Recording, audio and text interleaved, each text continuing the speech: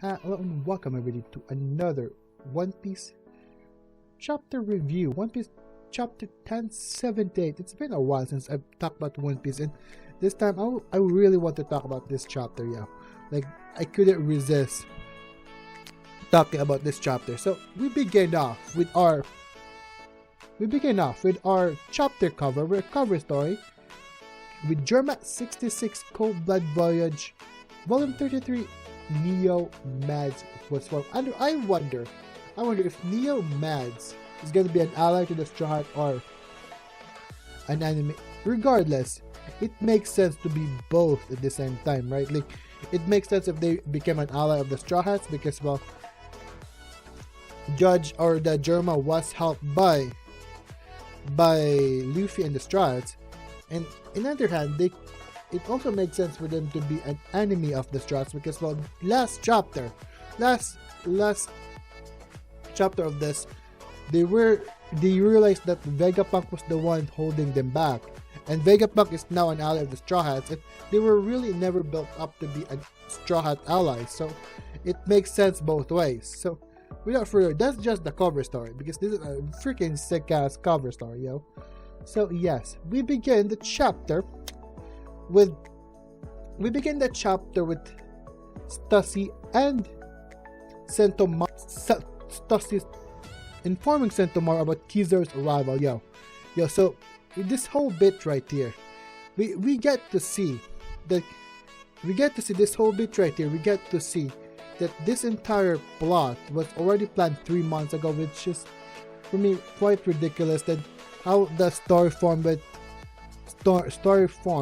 and how unexpected Luffy's arrival in Egghead truly was.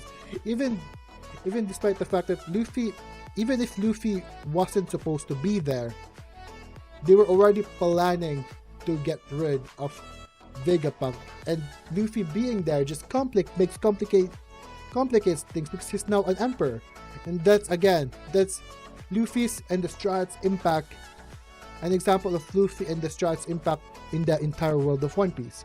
So yeah, I freaking love that sentiment, and of course, they talk about how bigger this conflict is gonna be, even bigger than the Ohara ones, because primarily because, for one thing, Vegapunk knows more than the Ohara scholars, and has more combat capabilities and defense capabilities than a bunch of scholar in Ohara. So for me, it's very much expected in my opinion to have them double the forces to get rid of Vegapunk and Egghead, and just treat this even more so than Ohara as a threat. So yes, the next scene here is around Lilith and Frankie. Lilith and Usopp is completely petrified, and Frankie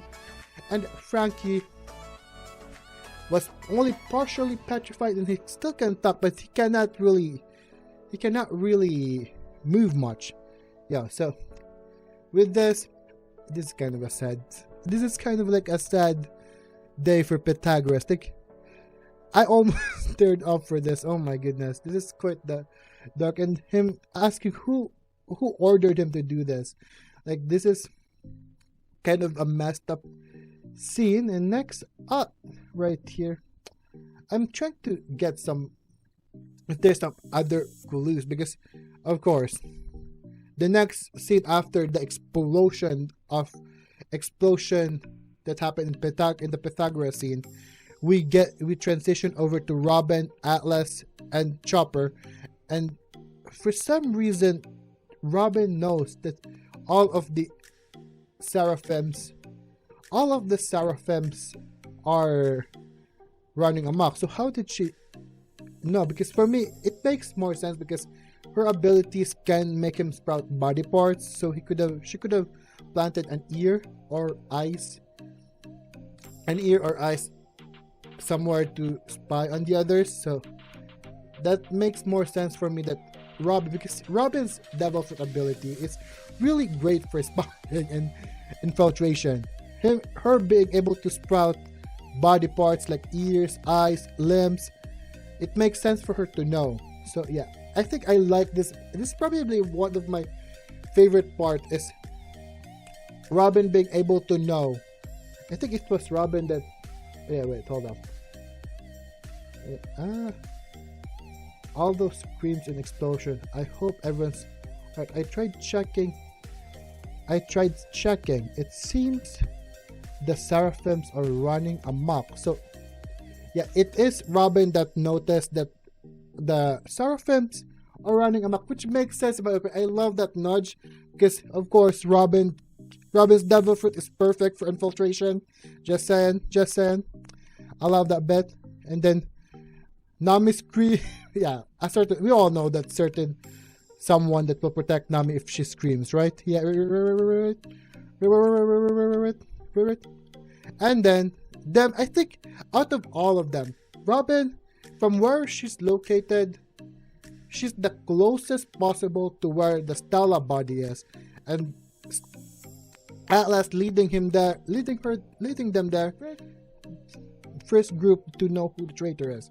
Too bad that Brooke is still there. I hope Brooke.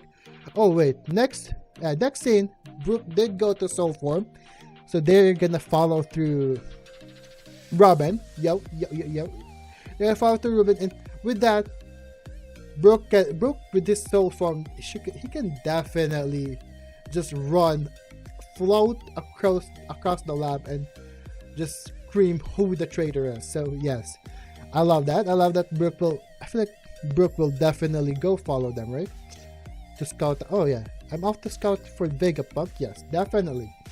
He can definitely go there too. So once Brooke separates and go to the lower floors to Vegapunk, I know it's pretty much guaranteed that everyone will know who the traitor is. So yo, and the Seraphim Jinbei and Sanji's fight is still going. This is where a chuckle comes. This part right here. The next part right here is where a little bit of chuckle because, well, it's a very serious tone, but as Seraphim Mihawk is gone, and Lucci said that it's his target changed from the toughest part of the crew to the weakest. So that's a genius plot on as Mihawk. That's a very genius plot. But Zoro, however, chased him down. Yeah, Zoro chased him down. He's gonna become a Titan shift after this, instead of beating out S-Hawk, my dudes. S-Hawk, yeah. So of course, Luffy calling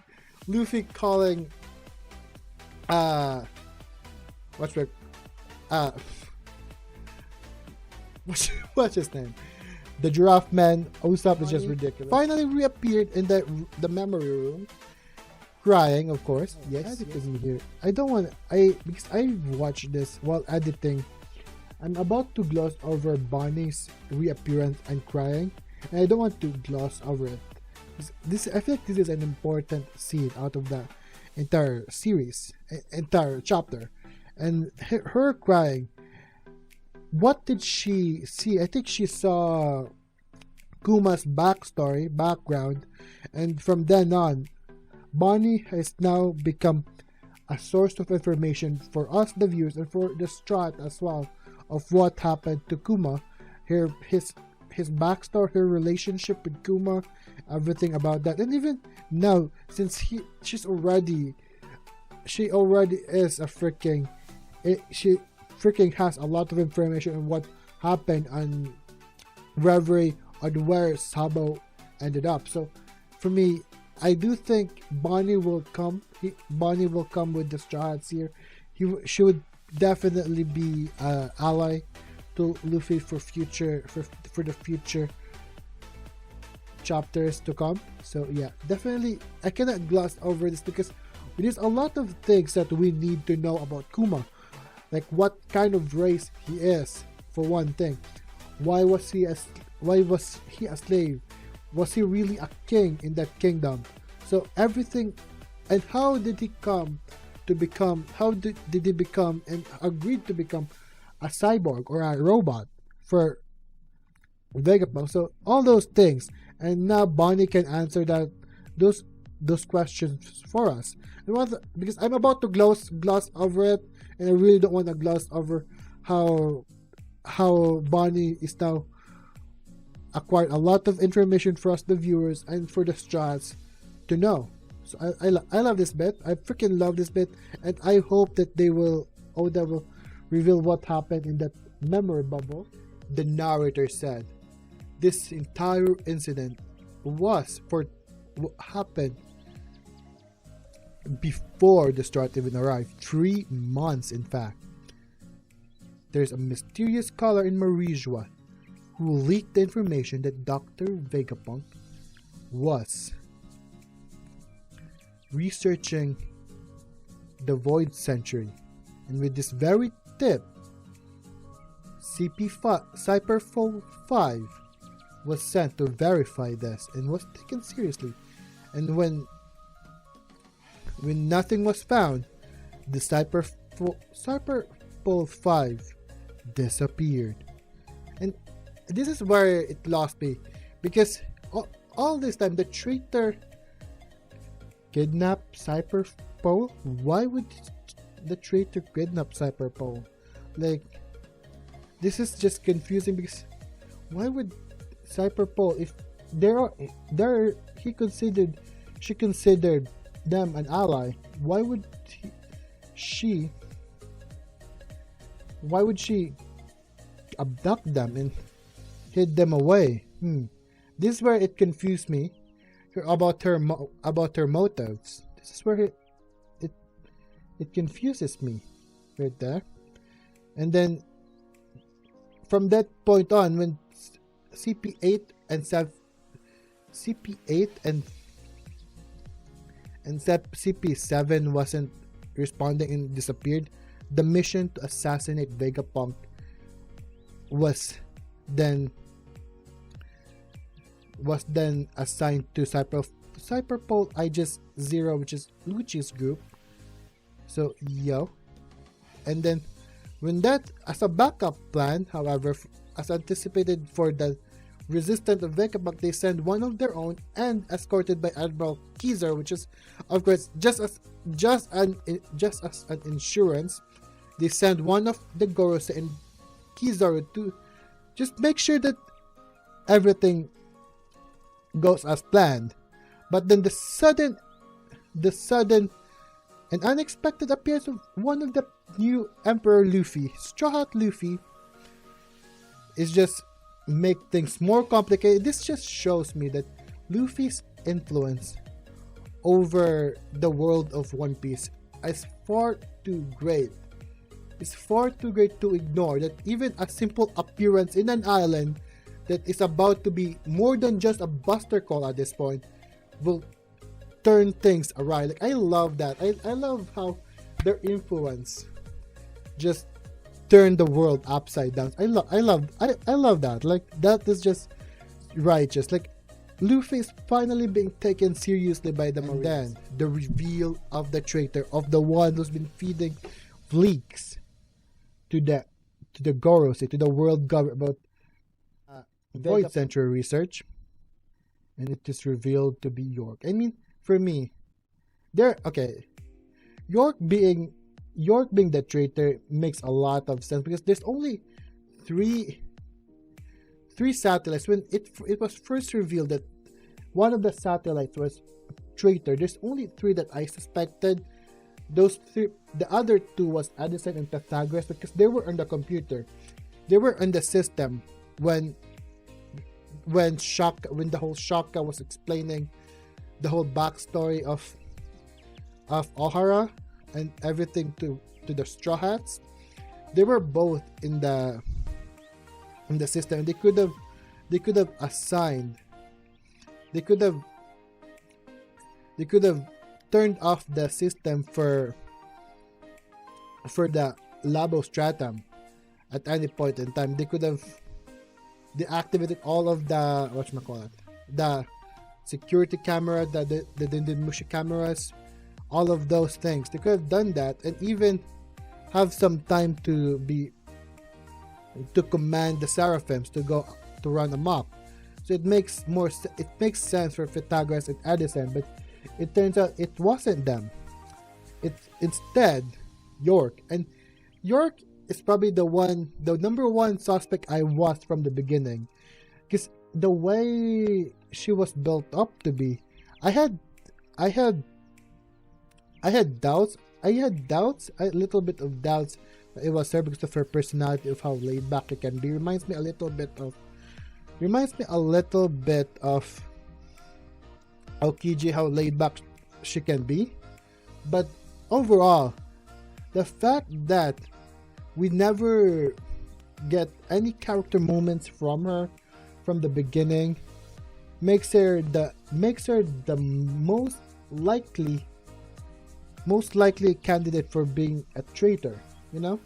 And the fact that she's also the embodiment of Vegapunk's greed and desires. They already said that desires is hard to control. So that's it. That was built up to be it. So a part of me was like, maybe it is York. Like, in the opposite spectrum, 3 of the automatically absolved as traitor is Shaka, because Shaka, she was helping out. She was telling Robin about Saul, about the O'Hara incident. She was helping out. He really wants the main body to escape with the Straw Hats, even if it means sacrificing himself. So for me, Shaka was automatically absolved of this in my book. And then Lilith, I feel like Lilith, many people speculated it was Lilith because, well, Lilith is evil, embodiment of Vegapunk's evil intention. And for me, I did not really thought it was the case because it was too obvious. Like, that's just very obvious in my book, and I don't think Oda would be really obvious about this kind of scenario, you know? So, I mean, in the fact that she was the very first Vegapunk that the Straw ever encountered, with a lot of character moments, and the way she cared about the other Vegapunks, for me, there's no way she could be the traitor, right? Lilith. And then the other one is, of course, Atlas. I mean, Atlas literally helped out Luffy, give him food and clothes from, again, there's no way Atlas, and the fact that Atlas is also very much straightforward, kind of like the way Rob Lucci was when confronting the Straw Hats with Luffy, about to free them against their captivity. The fact that she's too straightforward, I really have doubts of her being the traitor. So we have Shaka, Lilith, and Atlas, the least likely to betray the Stella body, and the other one is Pythagoras and Edison, which was automatically crossed off when they were exploded. Automatically crossed off, and now York was the most likely suspect. So yeah, those are the top 3 Stella body that was I deemed to be suspicious or sus in modern lingo. Yeah. And then her motivation is what shocks me again. I did mention it a little bit briefly because the fact is, she tipped off the world government that Vegapunk was doing research about the whole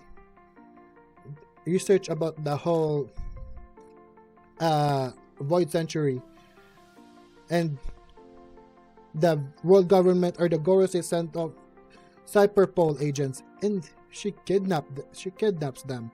She essentially abducts them. So why would she abduct them? Like, this makes me question about her intention, because she said right here she wants to be a celestial dragon. If she wants to be a celestial dragon, she wouldn't stoop to like capturing those Cyberpole agents, you know, and just have them send information back to the Gorosei to confirm it. So why would she?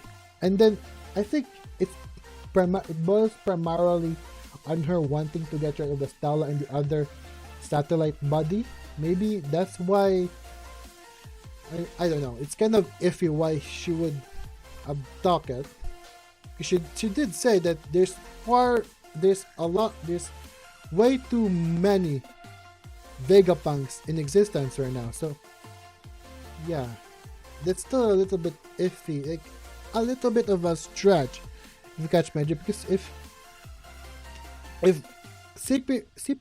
Cyberfold 5 just came back and reported that Vegapunk is researching about the Void Century,